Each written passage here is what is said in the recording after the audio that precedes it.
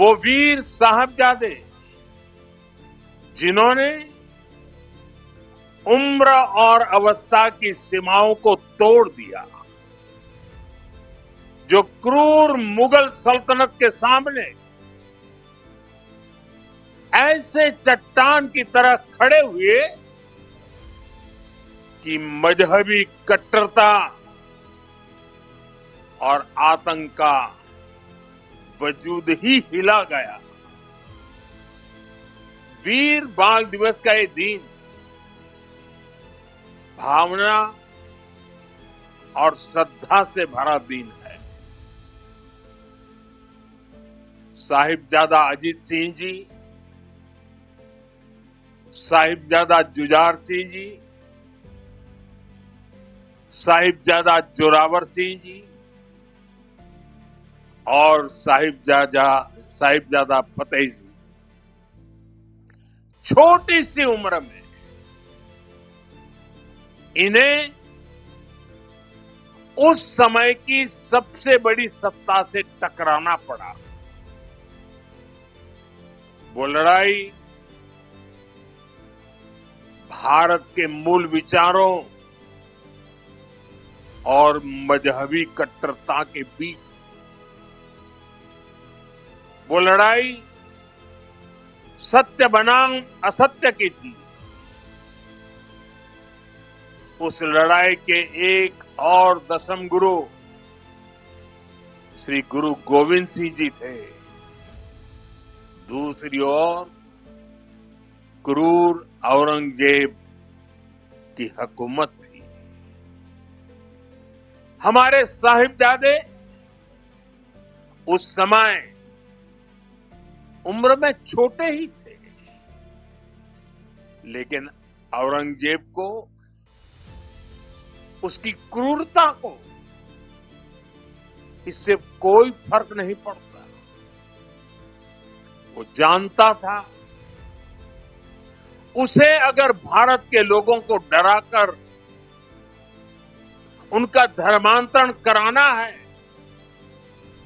तो इसके लिए उसे हिंदुस्तानियों का मनोबल तोड़ना, और इसलिए उसने साहिबजादों को निशाना बनाया। लेकिन साथियों,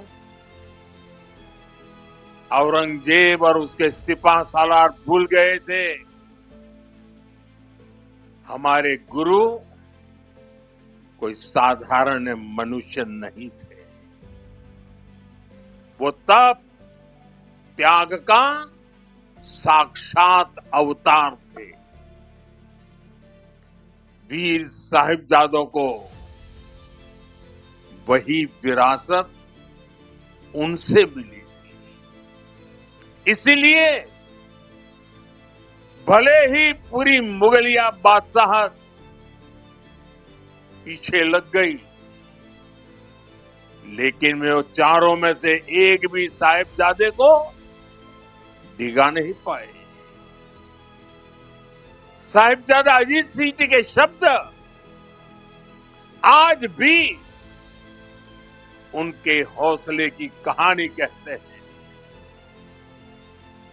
नाम का अजीत हूं, नाम का अजीत हूं, जीता ना जाऊंगा, जीता भी गया तो जीता ना आऊंगा।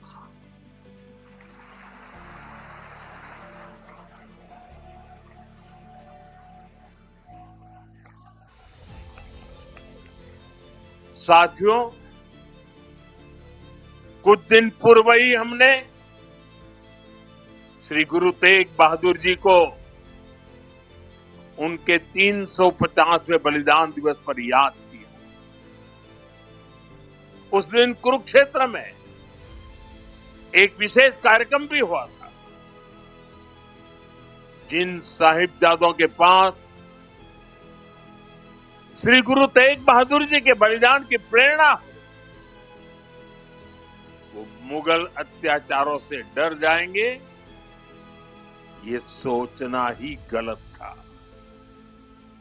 साथियों, माता गुजरी, श्री गुरु गोविंद सिंह जी और चारों साहिबजादों की वीरता और आदर्श आज भी हर भारतीय को ताकत देते हैं, हमारे लिए प्रेरणा है। साहिबजादों के बलिदान की गाथा देश में जन जन की जुबान पर होनी चाहिए, लेकिन दुर्भाग्य से आजादी के बाद भी देश में गुलामी की मानसिकता हावी रही। जिस गुलामी की मानसिकता का बीज अंग्रेज राजनेता मैकाले ने 1835 में बोया था, उस मानसिकता से देश को आजादी के बाद भी मुक्त नहीं होने दिया गया। इसलिए आजादी के बाद भी देश में दशकों तक ऐसी सच्चाइयों को दबाने की कोशिश की गई, लेकिन साथियों, अब भारत ने तय किया है कि गुलामी की मानसिकता से मुक्ति पानी ही होगी। अब हम भारतीयों के बलिदान, हमारे शौर्य की स्मृतियां दबेगी नहीं। अब देश के नायक नायिकाओं को हाशिए पर नहीं रखा जाएगा और इसलिए वीर बाल दिवस को हम पूरे मनोभाव से मना रहे हैं। और हम इतने पर ही नहीं रुके हैं। मैकाले ने जो साजिश रची थी साल 2035 में, उसके 200 साल अब थोड़ी समय में हो जाएंगे। इसमें अभी 10 साल का समय बाकी है।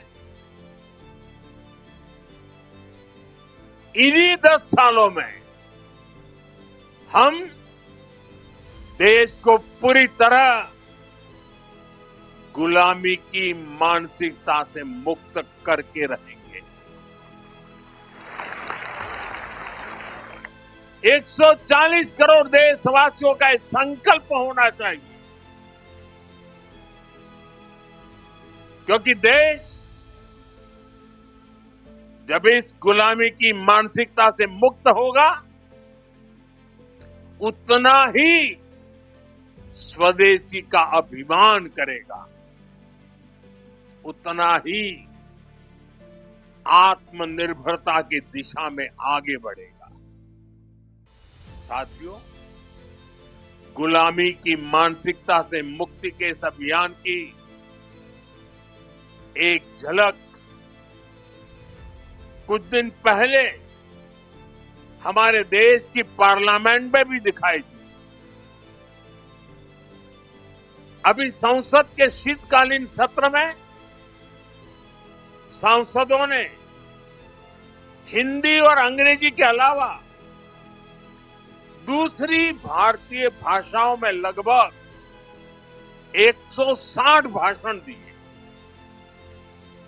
करीब 50 भाषण तमिल में हुए, 40 से ज्यादा भाषण मराठी में हुए, करीब 25 भाषण बांग्ला में हुए। दुनिया की किसी भी संसद में ऐसा दृश्य मुश्किल है। ये हम सबके लिए गौरव की बात है।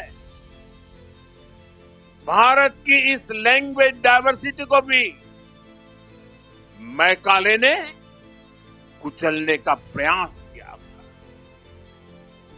अब गुलामी की मानसिकता से मुक्त होते हमारे देश में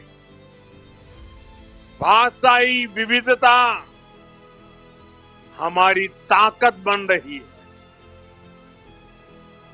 साथियों, यहां मेरा युवा भारत संगठन से जुड़े इतने सारे युवा यहां उपस्थित हैं। एक तरह से आप सभी जैन जी हैं